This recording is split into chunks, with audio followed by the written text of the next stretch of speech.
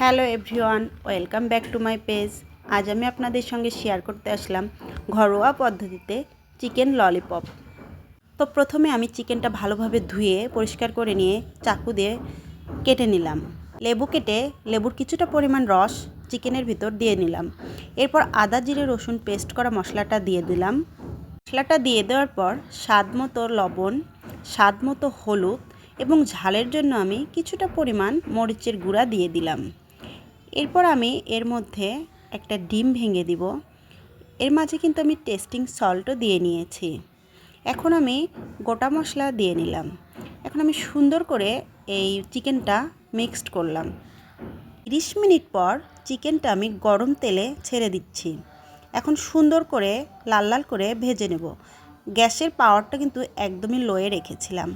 এইটা হচ্ছে আমার চিকেন ললিপপের ফাইনাল লুক। আজকে আমি চিকেন ললিপপটি খুব সাধারণভাবে ঘরোয়াভাবে তৈরি করেছি। তো আপনাদের যদি ভিডিওটি ভালো লেগে থাকে কমেন্টে জানাবেন।